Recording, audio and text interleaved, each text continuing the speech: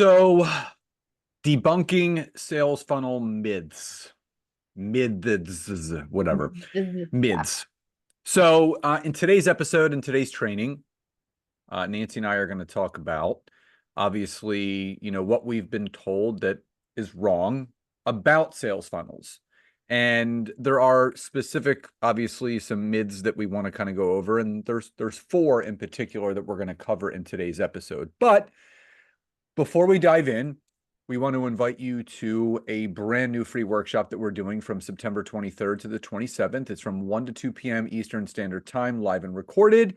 And it's called Scale Your Business in 5 Days Workshop. So we're going to be teaching you all the things, the framework, the foundations of what it really means to scale your business in 2024 and beyond. So, debunking the sales funnel myths. Number one, more traffic equals more conversion. So I'm going to jump in on this first really quickly. Now, I'll say this, not all traffic is created equal. And a lot of people think that it's a numbers game, right? And you hear, the more eyeballs, the better, the more this, that, or the other, the more traffic, the more conversions. And Nancy and I transparently will tell you that that's not the case, because we've had sales funnels in place for years, but specifically for some of our workshops, where we'll do a paid workshop, and just to let you guys know, we'll have 100 people registered, and that will lead to almost a 15 to 20% conversion into what we're offering, which, just to let you know, the average conversion rate is 1 to 3%. So almost 10 to 15 times greater than the normal percentage. So this whole notion that the more traffic equals more conversions, it really depends on your network. It depends on the quality of the traffic and the connections, but also what you're offering. Nance, what are your thoughts about that? Yeah, I mean, 100%. I mean, I don't think we need to go too much more in depth. When you create a sales funnel, I think one of the most important questions that we ask whenever we're getting ready to get all the pieces together is, who is it that this sales funnel is going to be best for? I think in the past, I've seen a lot of people create generic sales funnels where, they treat it like well, it's good for anyone and, whatever. And it really doesn't resonate with anyone. And it doesn't make it optimized, right, for conversions, for doing the things that we want. Are we getting people in it? Sure. But are we actually communicating it with the right messaging? Are we really digging into the pain points of specific individuals? And so, yeah, myth one, right? More traffic equals more conversions. Not always the truth, right? We got to make sure we have the right traffic. Now, the second myth is the quote unquote one size fits all funnel strategy.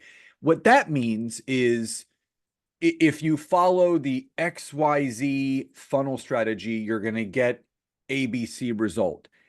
And what I will say, plain and simple, is that depending upon your network, your offering, your business, what you have at the end of that funnel may look different. That strategy that you may deploy may look different. So the strategy that someone may have for their funnel as a coach and consultant, for example, may look completely different to someone that has a product-based sales funnel, like someone that's selling a tangible good, health and wellness products, compared to someone that's maybe running a mastermind or a group coaching program.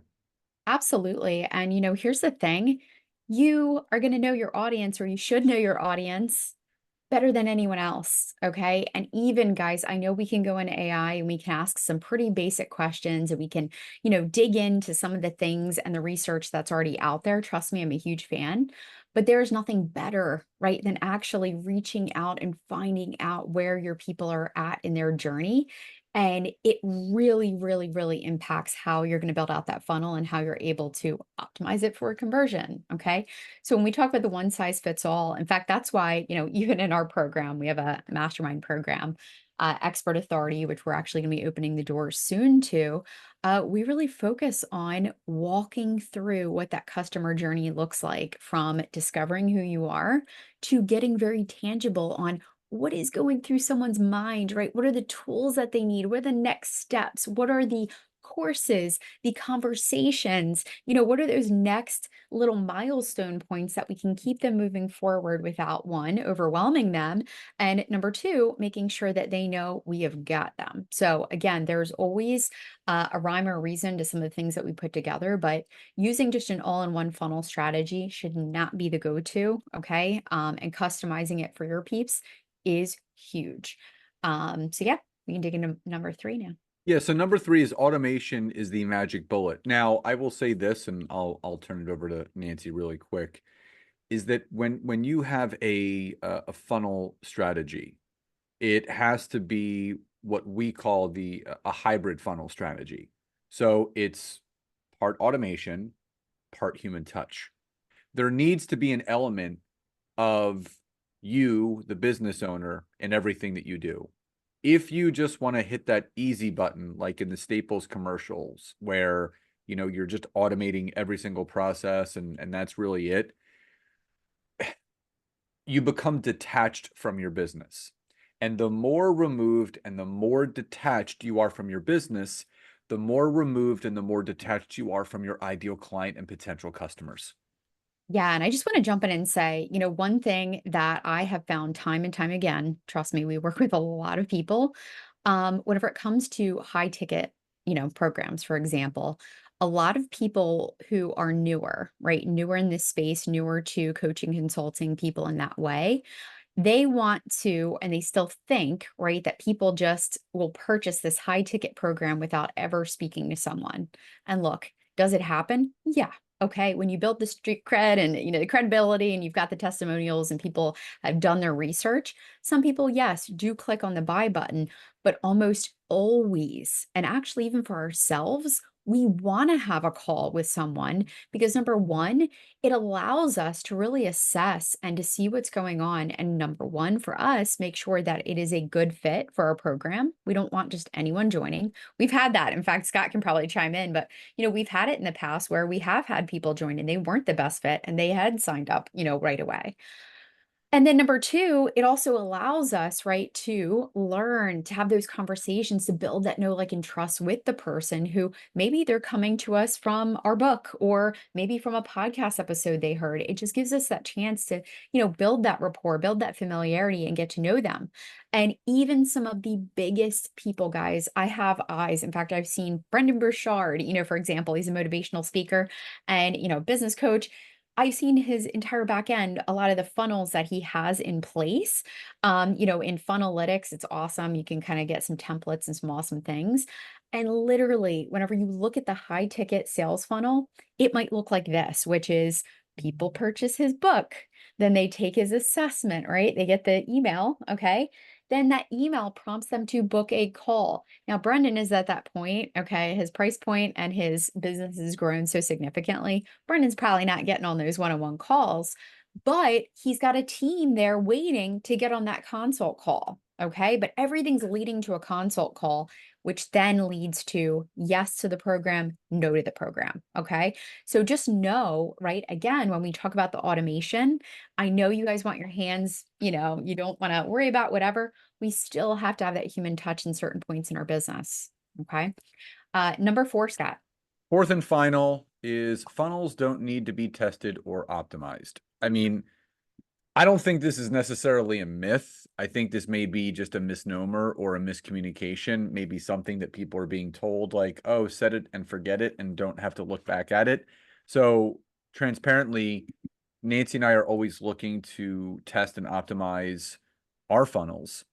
And, just using myself as an example, I have a lead magnet on my website for how to optimize your LinkedIn profile, which then leads into a 5 email sequence, and then offering the opportunity to get into my LinkedIn focused membership.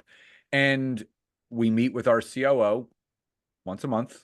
It's our KPI call. We go over all the KPIs and we look at every single person that has gone through that sequence. How many people went through it? How many people opened email 1, 2, 3, 4, 5, and so on and so on.